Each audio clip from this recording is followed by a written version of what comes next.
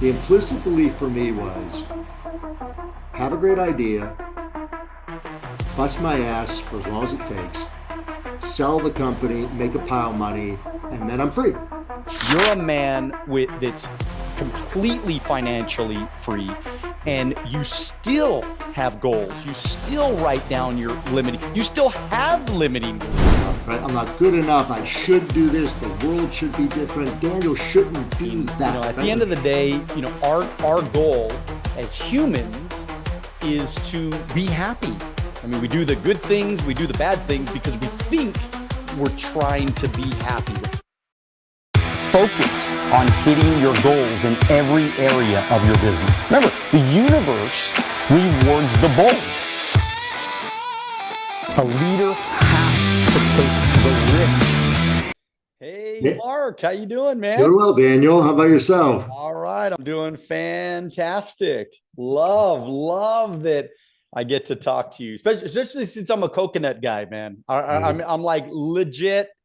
I am like coconut all the way. Love it. I was in Malaysia, okay, and I was just trying to get the right coconuts because I like the crunchy kind. Yeah. And and of course that's only certain coconuts that do that. And they have like all the young ones.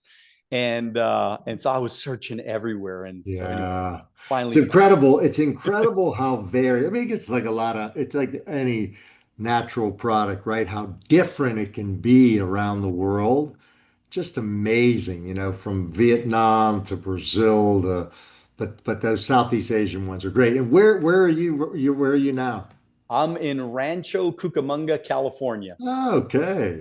Are you familiar at all? Yeah, sure, for sure. Where are you based right now? I'm in LA. I'm in Santa Monica now. I was in the Palisades. Okay, all right. So that's that wasn't meant to be. So I'm just kind of settled in Santa Monica for now while I figure out what's next for me.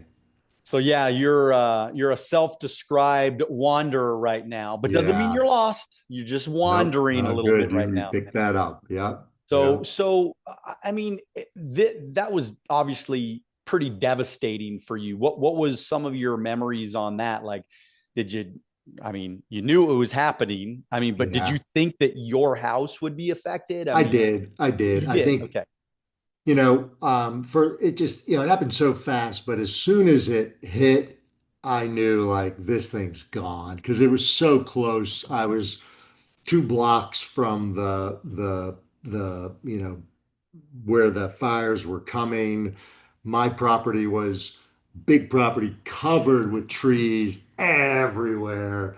And so I knew it was gone. I knew it was gone. And so what'd you do? I mean, what things did you get out of your house first? Did you have a moving crew come in and Oh take God, out? no. Look, I went to the office that morning and my partner lives not too far away. She used to go to the house every day for a sauna and cold plunge. So she called me, and I, don't always pick up the calls when I'm in intense meetings, but she called 3 times, and my assistant came in. I realized I need to take it. She said, "It's it." Jack, my housekeeper, she's like, Jackie's in the house. What do you need to tell her to take? And I said, I don't know, like passport, and I can't remember what else I said.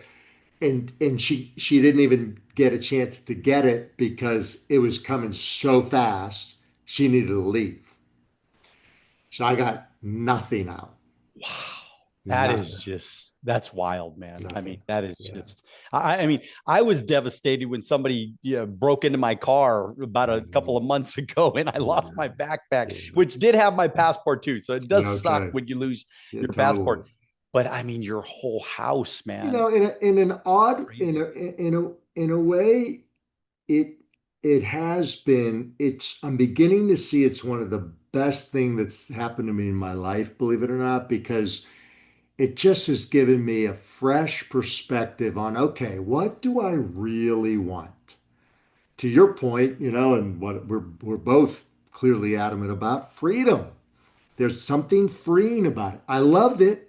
It was a beautiful house, but I can see, man, I was putting a lot of time and attention and energy and money into that thing. And now I get a fresh chance to say, okay, what do I really want? What do I really want? So what do you want, man? I don't know.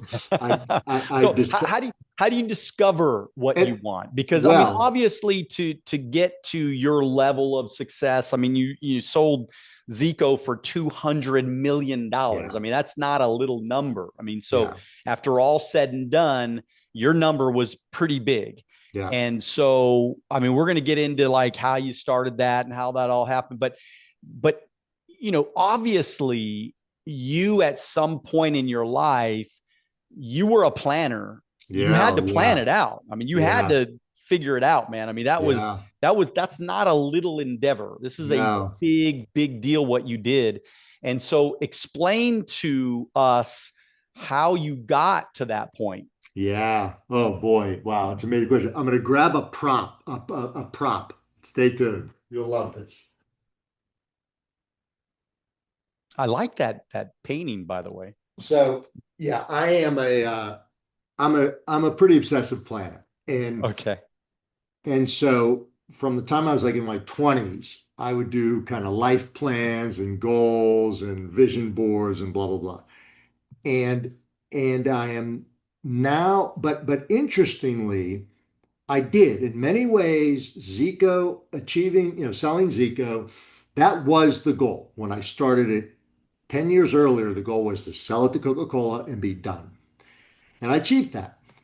But what I realized is over those next few years, I maybe didn't dream big enough in many ways. Maybe I didn't start to set new dreams. And so I got a little lost. And so over the next few years, I found myself spread in so many different areas.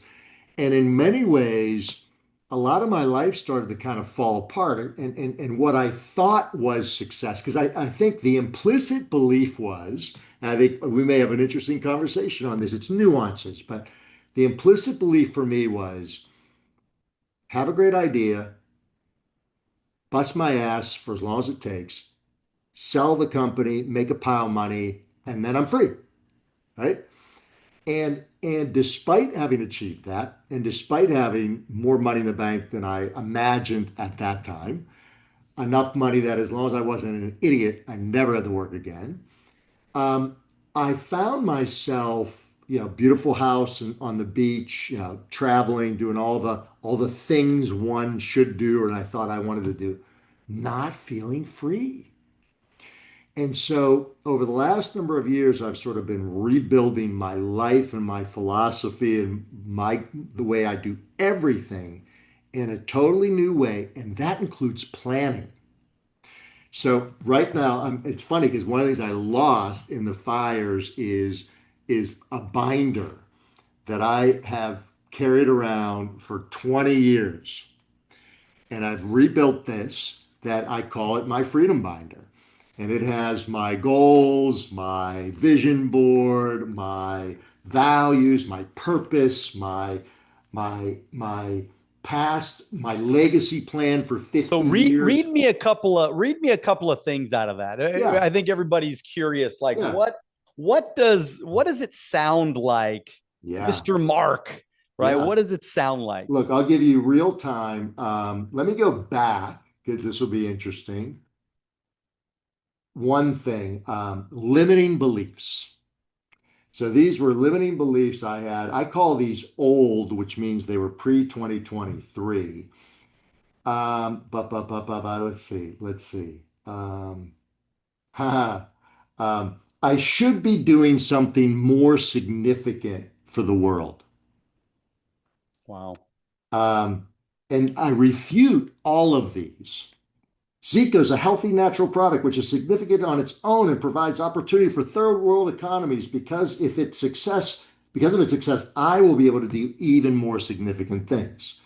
Um, um, Maybe I'm not a true entrepreneur after all, right? All these doubts, right? We tell ourselves. Yeah.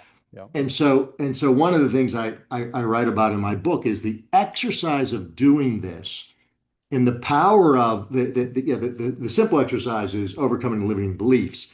But the constant little mind hack is, or little tool is, um, what's the story we're telling ourselves? Write it down. Right? I'm not good enough. I should do this. The world should be different. Daniel shouldn't do that. Right? These things we tell ourselves. So that's a big chunk of this. Yeah, I just think it's wild, man. I mean that you're. I mean, imagine that guy that's making 40 grand a year, thinking he's gonna get laid off next week. Mm, Just scrambling right now, going, "What the hell? I got two kids. What mm, am I gonna do?"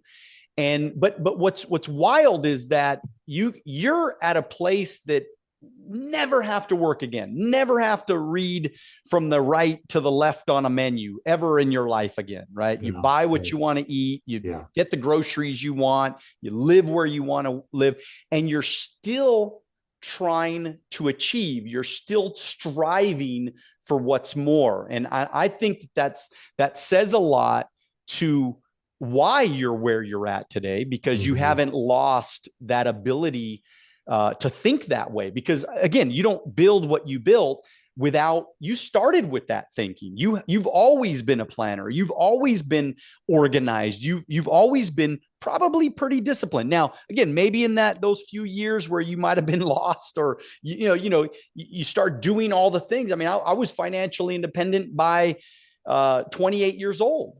Yeah. So for Yeah. me, I mean, for all intents and purposes, I was free, man. Maybe Yeah. not the Yeah. 200 million free, but I Yeah. was free. And then you kind of go, all right, do I want to retire? I remember Anthony Robbins, he said, if you retire, you die. Yeah. And I Yeah. said, I don't want to die. So I'm going to keep going, and I'm Yeah. going to see how I Yeah. can get this thing built even bigger. And so again, I just think it's significant that everybody sees what just happened right now. You're a man that's completely financially free, Yeah. and you still have goals. You still write down your limiting. You still have limiting beliefs, Yeah. which Oh which most God. people are like, oh, come on, he doesn't have it. This guy is so rich. And Exactly. Well, look, that's no, Danny. We're getting to something interesting because what my experience has been is when I look back, I realize how much of that drive, let's call it what it is, it's a drive.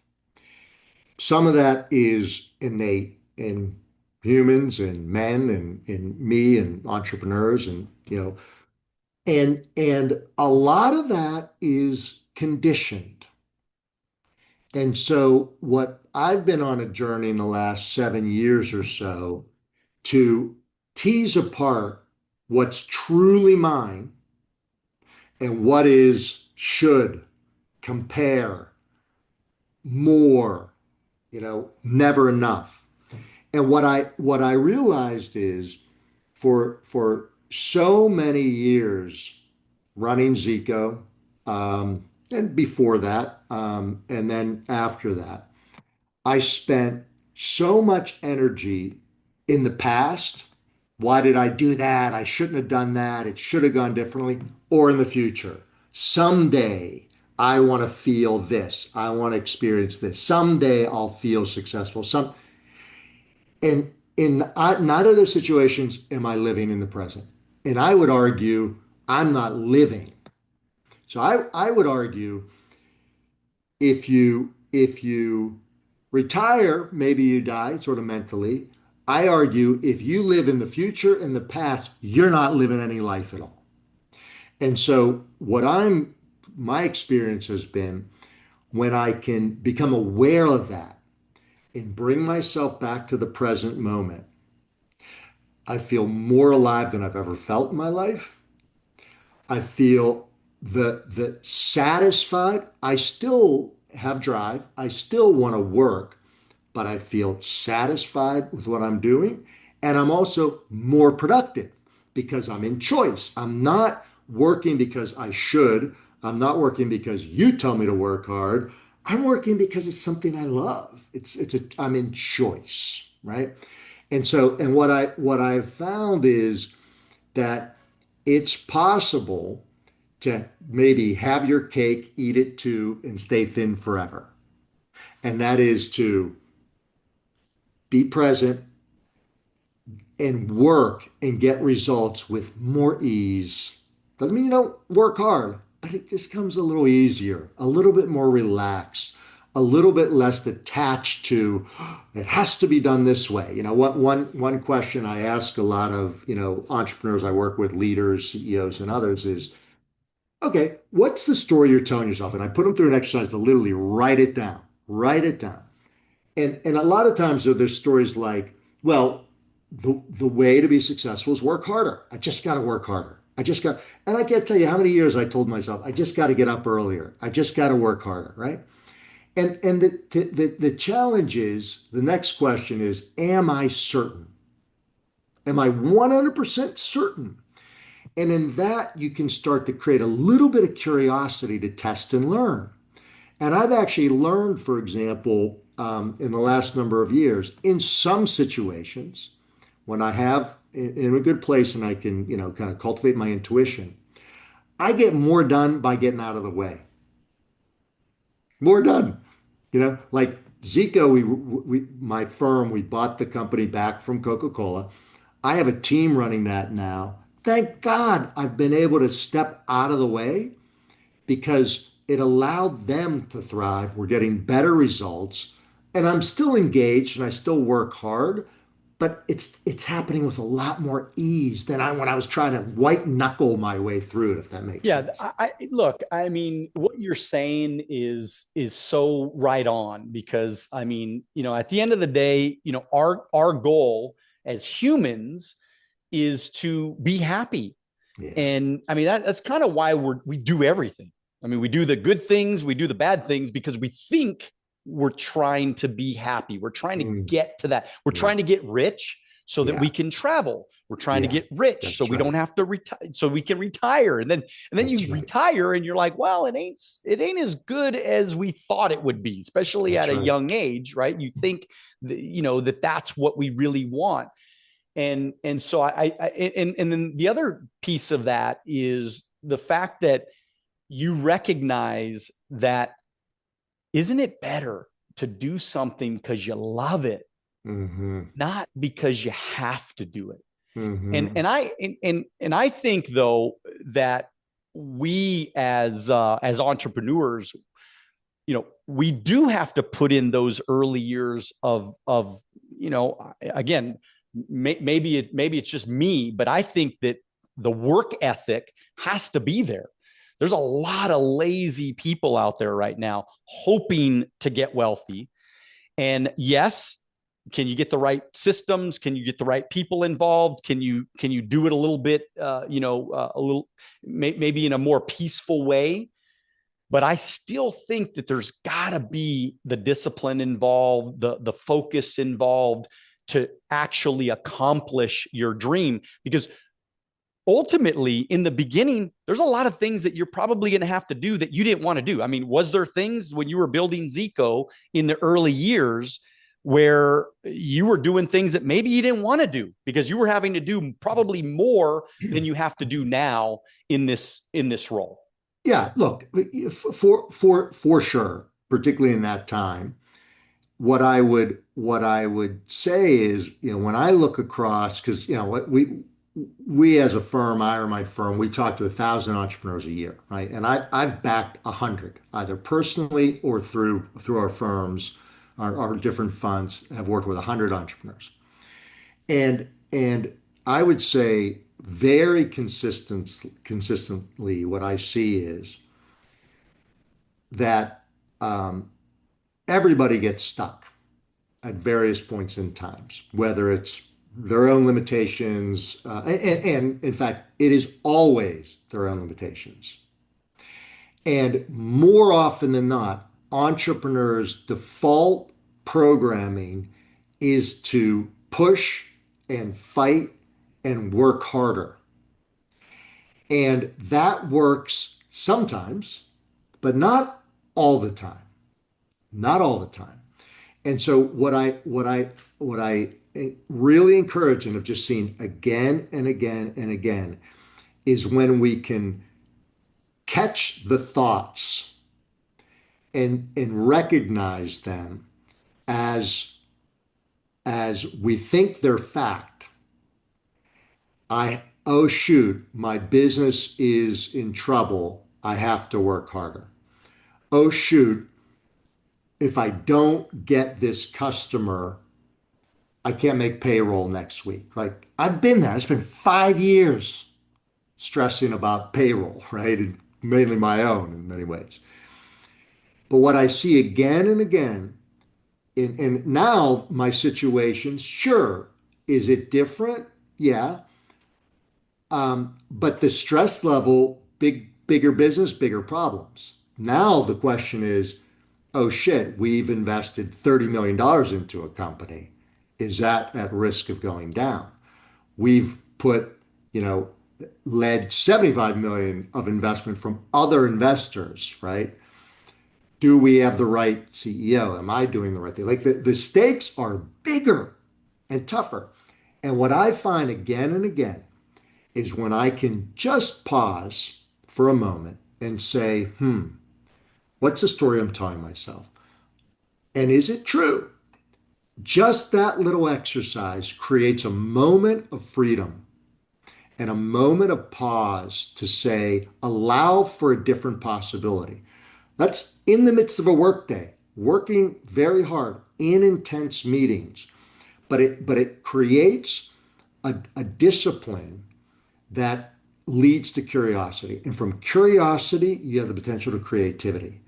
And from that place, your possibilities are infinite because the reality is in this moment, no matter what's going on, there's no problem in the present moment. There's never a problem in a present moment. Never. And when you can realize that, it's freeing to say, okay, interesting. So I might be out of not be able to meet payroll next week. Okay. Am I certain? Well, okay. No, I can't be 100% certain. Okay. So what do I do next? What do I do next? Okay. Now I'm in a place of my stress is lower. I know what's going on with my body. I'm present. And then if I choose to, I have a conversation with Daniel because, and then I might say, you know what, Daniel, I got to end this call because I just remembered there's a guy on my team who had this crazy idea on selling a new product. Maybe it's time to take that crazy idea. I can give you 1,000 examples of that ability to self-reflect that, of course, you're going to work hard. You're going to work hard when you need to work hard. And there's a time and place for saying, I got to go out for a walk to clear my head, right? And that intuition, that comfort, that trust that says, I'll figure it out when I need to figure it out, is powerful. And all I can tell you is I'm seeing the results from it. Good for you. Good for you. Wow. That was really deep. Good. I mean, just amazing outlook on, because I really enjoy hearing you because you're a real entrepreneur. I mean, you are, you've had your share of good times, but I'm sure you've had some share of bad times. I mean, when I say bad times or I say stressful times or I say, you think back, right, to the can't make payroll and stressed out because of that kind of stuff. Where'd you come from, man? How'd you grow up? What kind of kid were you? Well, what did your parents do? I want to dive a little bit into Sure. Who is Mark? I am the youngest of 6 kids, raised in Pittsburgh, and my dad was a nuclear physicist, but got paid like he probably made less money than the steel workers in our little town. But money just, I didn't know anybody with money. We weren't poor. Nobody was rich, and it didn't matter. It didn't matter. And so the beauty is I was, as the youngest of 6 kids, I think my parents got the number 4 and they're like, whatever happens from here, who cares? So in many ways, I kind of was out on the streets having fun. and had a really amazing childhood. But I didn't know a single business person growing up. No one. I think the most kind of successful, business person I knew was a family friend that was the Maxwell House coffee sales lead for Southwestern Pennsylvania, something like that. Wonderful guy. But somehow I did have this drive and ambition. And I actually can see in many ways it is related to being the youngest kid, because I didn't feel seen and heard as a kid. I didn't feel seen and heard. No criticism, no judgment. That's just my experience. And so I think I had this drive to do something that would be seen and heard in a way. So college in Wisconsin, Marquette University, and started to get into business a little bit. Had a corporate job working at IBM of all places. But then I decided to go off the beaten path and join the Peace Corps. So I was a Peace Corps volunteer in Central America right out of college. And that was amazing because I had to figure out how to be relevant in a little town. I ran a little loan program, but I also taught English. I was the community gym teacher, and I also learned Spanish, learned a different culture, but most importantly, I learned about myself. I learned how I learn. I learn when I get depressed. I learn what motivates me. And I learned that I can survive and have a really nice life on $187 a month. Wow. Okay. That was my salary for Wow. 2.5 years. Um, but after that, went to business school. Kind of still had in mind corporations are where the real money is. Entrepreneurship seemed weird to me in that era, and so I did an MBA. Then went to a U.S. multinational international paper. Did a corporate job in Memphis, Tennessee, and then moved back to Latin America to El Salvador. And I was then married and lived for 5 years running various packaging businesses for this multinational, and that really cut my teeth as a general manager. So I was running initially a little 40-person business, and then eventually ran 7 businesses with 300 people. So it kind of cut my teeth as a general manager, operator. And then decided, I don't want to. I'm not a corporate guy. I don't want my life to be beholden to them. And in many ways, I think it was a drive for the kind of freedom you talk about in a vague sense, right? This general sense of the ability to do whatever I wanted to do whenever I wanted to do it. And I thought entrepreneurship was a great way to, go after that. And so I actually looked around. I wanted to be an entrepreneur and then came up with Zico versus the other way around. And so what was the like the light bulb to say, okay, I need to make a brand, that sells coconut Yeah. water? Like where'd the coconut? I mean, did you like coconuts as a I kid? did. Did I you did. like Well, as a kid, my family will remind me I was terrified of a coconut. My first time, my dad brought one home, and I can actually remember it. The two little eyes and the three little dots. I thought it was a little man trapped inside there. Right? I was like scared Oh, of it. that's funny. Now, X years later, being in the Peace Corps, I drank it all the time, right? Just living around the tropics, I drank it all the time. It didn't occur to me until much later as one of these, I can look back and realize all these different influences, right? So, one of which was I was a supplier to the beverage industry. So, I was tracking the beverage industry. I'd been an athlete growing up, and so drank my share of Gatorade and was kind of moving more natural myself. So just wouldn't touch that stuff. At the same time, drank coconut water a ton at the beach as a hangover cure back when I drank. And that was a great learning experience. And then it was sort of observing this overall trend to health and wellness, and observing this sort of move of internationalization of products. And frankly, there was also something in the zeitgeist. There was already some brands that had attempted to do what we were doing. There were some different people bringing coconut production online. So there are a lot of those things. The way I like to say it is we all stand on the shoulder of giants. Like to think that this is like my own idea. I take credit, but I also recognize and see the full of reality, how many different factors it took for that to come together. And what the beauty for me was, I feel like in many ways, I like to think about when things come through me, right? It's easy to be like the active entrepreneur. I want to do. But there's a time and place for allowing things to emerge and flow. And I remember the first time I saw the first Zico package, which was way simpler than this. It was just a little Tetra Pak carton. I realized this is not mine. This is coming through me. It's like my kids. This is a product of the universe. I'm just a shepherd. And I'm gonna build it. And did you Build see it. like when you, because I know what little carton, because I've been drinking Zico forever, man. I Okay. mean, Well, it's like thank I you. love I Thank you. love Zico. So I mean, and I just remember the little square kind of, Yeah. or the little Yeah. rectangle Yeah. boxes that Yeah. it used to come in.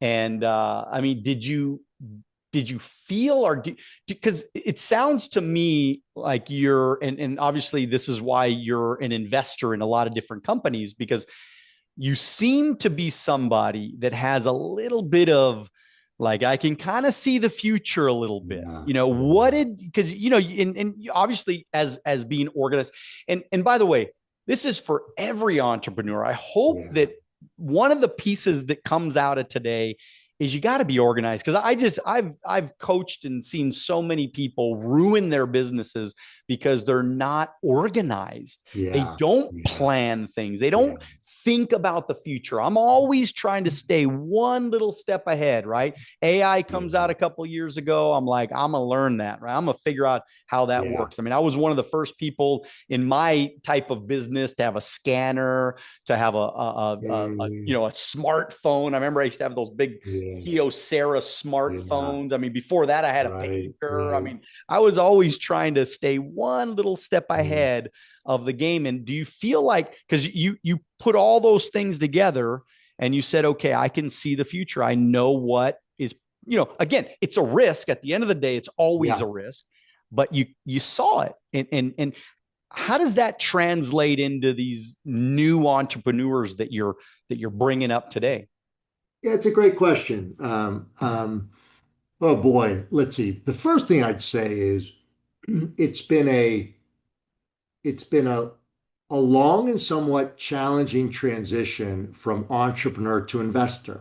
It's a very different skill set. One of the things that makes an entrepreneur great is the ability to sort of see the future, is the ability to believe, is the optimism, is the can-do attitude, can solve anything.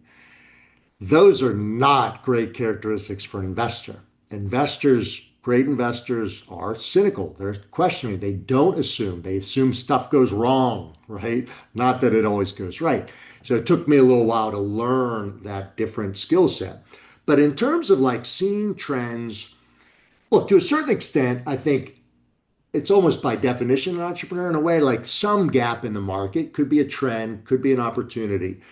But I will tell you this, that I've come to believe that I myself made the mistake for many years, and I see people making the mistake of assuming that to be a great entrepreneur, you've got to be this, all of it, right?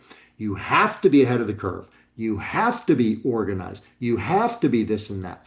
And to a certain extent, if you're a one person shop, you need to do a lot of it. But even as a one person shop, I find one of the exercises I put people through is I call it know, own, and love yourself, just who you are. So for example, I could give you plenty of examples of great entrepreneurs that don't see ahead of the curve. They don't, but they know how to surround themselves with people that do. Sometimes under them, sometimes around them, sometimes as partners, sometimes outsourced, right? I know some, and I will have a little confession, Daniel, here. I am, I am might be one of the least organized, successful people you've ever met. but I know myself and I know how to create systems and have people around me that hold me accountable and create some systems, right? And the term I use for this, we use for this, it's a common term elsewhere, zone of genius. You can't be absolutely great at everything. There's some things you have to be good at, right? Like it's hard to be a great entrepreneur, even a good entrepreneur, if you're not somewhat organized, right? But you don't have to be the most organized. Similarly on trend spotting, right? I got Zico right, coconut water right. I got plant-based right for a time.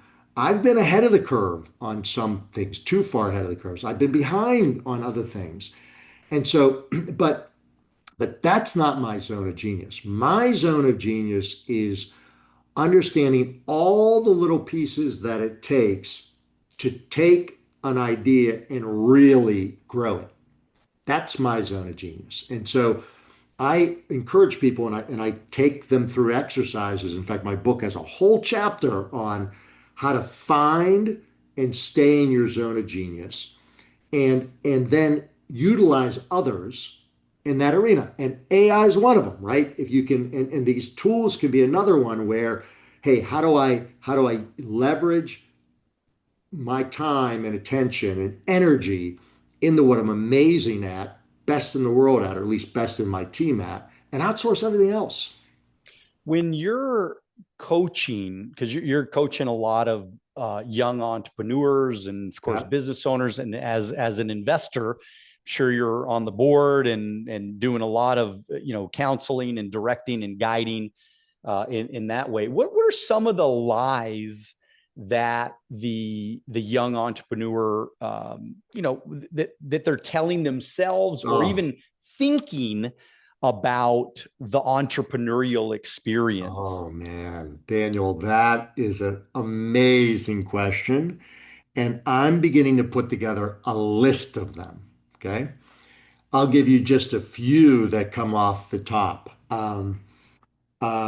First of all, I love when an entrepreneur, you ask them how their business is going. There's typically one answer. Amazing, right? Red flag, right? Versus, so first of all, how do you define amazing? Right? What's your measure? What's your comparison, right? So uh, another one, we've we've captured all the risks. Like we understand where all the risks are, right? Um, we have our culture is amazing, right? Our team is super engaged. The culture is amazing. We've got an incredible team, right? Um, whether this one is said or it's just believed, it's usually some combination of the extremes. I'm fantastic at this. I'm the person to do this, or I'm terrible. I'm an idiot. Because I've never met a population that's more self-critical of themselves than entrepreneurs. Beat themselves up, right? And so what I ultimately try to do is, in one form or fashion, through questions, I speak 1/10 of what I used to and ask 10 times the questions, but even not grill people with questions, but try to think through how can I ask questions that encourage self-reflection. At the end of the day, we back leaders. And so we're not back, we're backing someone that can run the company way better than I can, right? And that's what we want to support as growth investors. But I know what it's like to be in that seat. And you got a lot of self-doubts and you got a lot of blind spots. And not a lot of people around that are ready to tell the emperor that he has no clothes. And so I try to be the one, and there's one thing to tell the emperor that he's got no clothes, but the real power is when the emperor sees he has no clothes, the self-reflective capability. And so what I try to do is encourage, interesting. Have you thought about this? And are you certain? What makes you confident in that? And not in a critical way, in a curious way, right? Because what I've come to see is at the end of the day, I'm not running these companies, right? The person that's thinking about it 24/7 is the leader and the leaders. Their ability to self-reflect, their ability to co-create self-reflection, and the ability to ask good questions, challenge their thinking, challenge each other thinking, and get curious and test and learn. Observe what's happening, understand the assumptions they're making, test, observe, test, right? What's the future, man? I mean, what do you see, the next 10 years? I mean, if you were to, pull out your crystal ball, because of course only you have a crystal ball. So, Yeah, right. which, like what do you see around the corner? I mean, obviously with AI, man, I mean, we're talking a lot of people are going to lose their jobs. A lot of people are going to be, kind of almost not knowing what to do. I mean, Yeah. I'm talking to an architect right now, and they're doing some modeling and putting together plans and doing all that. And it's like now AI does almost all of it. Yeah. Yeah. And there's so many, and they're actually trying to like lessen the professional degrees and the titles and how they give out loans now and things like that. And so many professions won't be here 10 years from now. So number one, what do you see? And number two, how do people prepare for that inevitable future? Yeah, good question. Well, look, I don't have any magical insight on that, right? I see what everybody else sees. I certainly see AI coming on strong. I have no doubt it is going to be massive and disruptive. And back to kind of one of my catchphrases, what's the story I'm telling myself? I sometimes tell myself the story, ooh, it's going to eat everything. It's going to eat the world, right? And even wonder myself, how relevant am I going to be? How relevant are my girls going to be? What are they? And I then I ask myself, am I certain? I'm not. I'm never certain. And so what that creates is the possibility for curiosity and learning. The reality, I think, is likely to be AI affects everything and it affects a lot, touches everything, but still, it's not going to, there's only so far our world can go. Where now, what I encourage people to do is, okay, run that scenario. And if you get into fear, call it out, right? And one of the exercises I take people through is, what am I feeling? Oh my God, when I tell myself the story that AI is going to take over the world and destroy my business, I'm not going to make any money. What's the feeling? Fear. Okay. Now run that story all the way out. What's the worst case scenario? Well, it kills my business and I lose my source of income. Okay. And then what, right? Well, then I can't afford my house. And okay. And then what?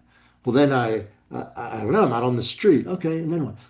Like where in that scenario are you dead, right? And so and do we even know that death is so bad, right? Like we run these stories that are so ridiculous, they're not any place in reality.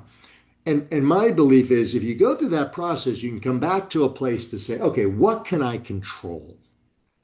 And at the end of the day, the only thing I can really control is my thoughts and my ability to be present in this world.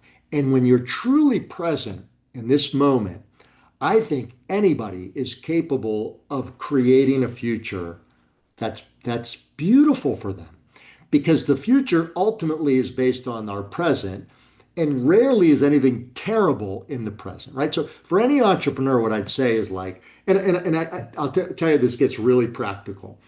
I sometimes in a board meeting or talking with entrepreneurs, they're so obsessed with AI, with competitors, with tariffs, with labor costs, or this and that. It's like you get consumed. I guarantee you that energy is better placed being right here, right now, and making one great decision tomorrow. Putting in the extra work to your business right where you are. Satisfy your customer. Work on the relationship you have with them. Take care of yourself. Connect with your team and encourage your team. Competitors are going to do what they're going to do. AI is going to do it. Your probability of getting ahead of the curve is pretty damn low. Mine is as well. And I'll give you very practical how I think about that. Sometimes with my partner, we debate, should we go into a whole new industry, right? Should we, how's AI going to disrupt food or beverage? And we take steps. We're using AI more and more in every part of our business. But at the end of the day, we believe people are going to need to eat. There's going to be brands that serve them. We want to find, fund, and help win with the brands we have. We do that really well, do good work, the rest will take care of itself. Yeah, what I keep, as you were talking right now, I just kept, over in my mind, because I run a sales organization, and I just think, you could worry all day long about everything, but the truth is, who are you prospecting today? Right? Who are you talking to today? Who are you building a relationship today? Who are you recruiting today? Who are you, what team are you building today? What are you, who are you selling today? Where are you, Absolutely. creating value in somebody else's life today? And so it's so what you're saying is right on, because I think a lot of people right now, honestly, they're paralyzed. They Look, can't even move right now you're because so right, Daniel. And I see that again and again never and again. stops. And I know it in myself. Okay. I know it pretty much every day. I have some experience of paralysis. I do. I'll own that. And I'm pretty convinced everybody does. Okay. Oh, you're Now, absolutely right. right. All of us. Now, And now, but like you said, it's the present, man.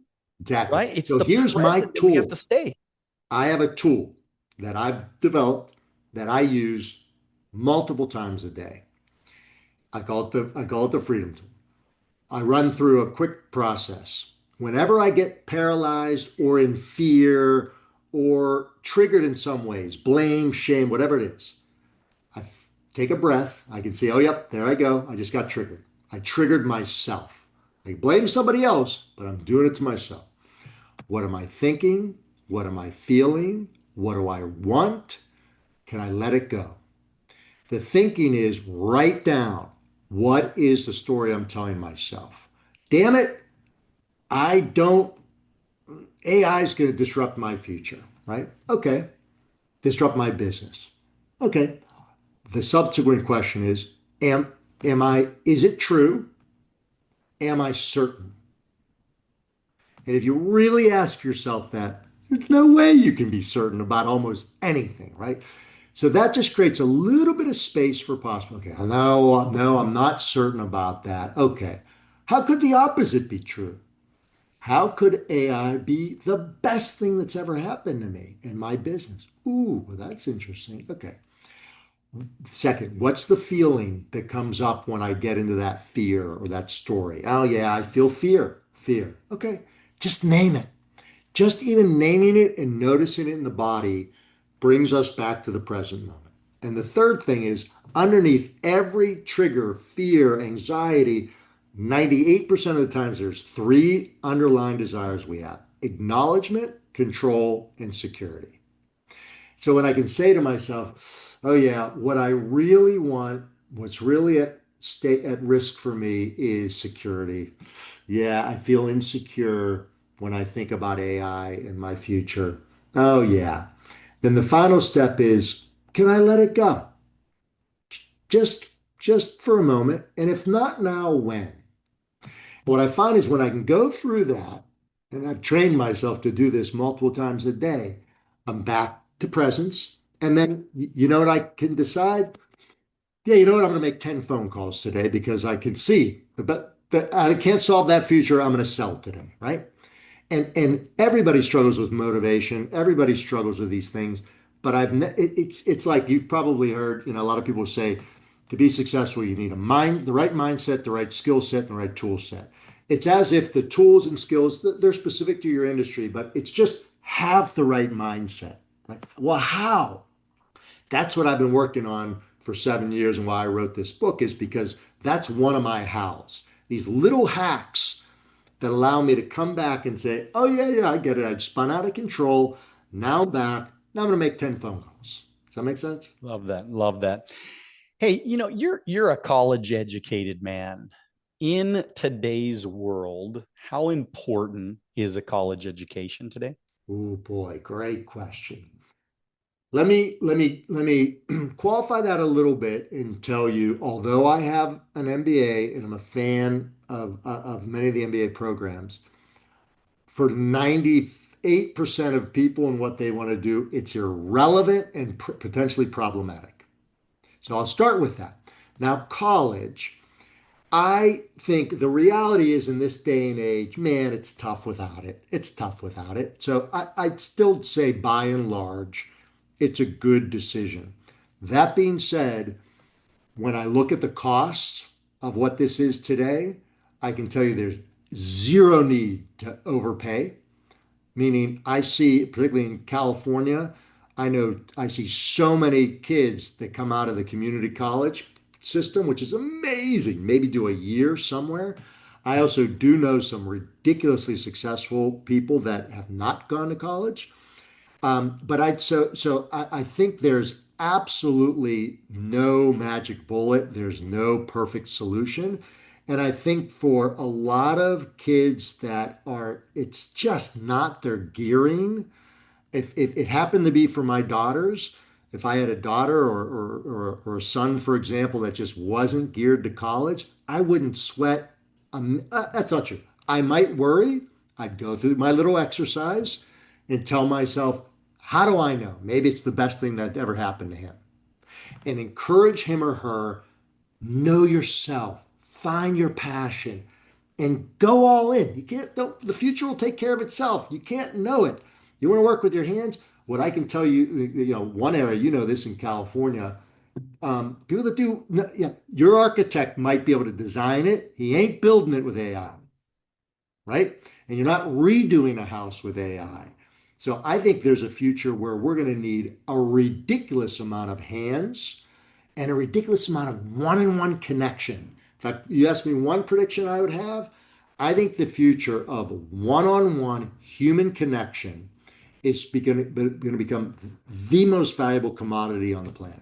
Yeah, I mean, people that can build relationships and make friends and network and get along with people and teach and train and have a brand and have a face and have eyeballs on them and create something that's valuable to the marketplace. I think that's never going to go away. Yeah, because I think Daniel, people are going to be paying you a ridiculous amount of money in 10 sure. years to For go sure. on a walk. Yeah. Yeah. There's no You question. can connect. That's it. That's it. And by the way, this is why in my take on college is this is why I'm not a huge fan of college Yeah. is because I feel like they don't teach that in Yeah. college. Well, And look, there's a you're lot right of on people that. that they get out, Mark, and they're like so they don't know what they're doing. They're like Yeah. they got all these good grades, but they have no way to get along with anybody or connect with anybody or build a relationship with anybody. They know all this technical. And by the way, a lot of the technical information that they're getting in college right now, by the time they get out, you and I both know it's irrelevant. Oh, The programs don't even exist anymore. I know, I know, I know. Particularly even like thinking about computer science. I'm going to read Right. to you one of my. It's such fine print. I don't know if I can read it right now, but part of my 50-year goal is to launch what I call the University of Life. You know what? I'm in. I'm in. I'll invest. I'm in, man. I'll Let's teach. I'll teach. I'm in. just like the Yeah. thing that blows me away is a couple things Love that. blows me away. One is, how are we not teaching basic psychology? I didn't learn it. It took me until my 40s to actually understand the way the mind and body interact and emotions function. One example, the adage, there's no place for emotions in business, right? Good luck. Doesn't exist. It's impossible. And neuroscience now tells us the alignment of head and body is called resonance. When you resonate with a goal, you're more likely to manifest it, right? So, like, why are we teaching this stuff in basic? And to your point on organizational skills, like this program would have like, okay, let's actually learn and study the best organizational skills out there, best planning and project management for yourself in your life, right? How to think, how to get in touch, how to understand how your mind works, how to stop thinking, how to meditate, how to pause, right? That's what we. So I'm. I mean, could you imagine if we just took some of the greatest teachers in the world and you had classes built on those ideas? I mean, it's just crazy. I mean, it's just crazy to me that we're in a world that we live in with so much information today. And again, I think this is the greatest time to do something like you're talking about because of AI and because the information is there. Sure. If we can teach people and organize it. And I mean, look, it's to me, it's sad that teachers are afraid of AI. They don't want kids to use AI. Of course, they want them to critically think and they want them to come up with their own ideas. But the truth is, the minute they get out in the workplace, the second they get out of the workplace into the workplace, they're going to be using it. And if we don't teach them how to use it, now, obviously, there's some things that, we got to teach people how to read and write. We got to teach people math skills. We got to teach, and we also got to try to funnel the kids that are maybe, they have that drive inside of them. I mean, some kids come out of the womb and they're already, math geniuses, just some people are, I'm not the math genius. I'm not that guy. So why are you going to put me through 10 years of excruciating pain when now I can go on AI and I can type in some formula and bam, I have the information. You just wasted so much of my energy. You could have been, I have great people skills, I have great communication skills.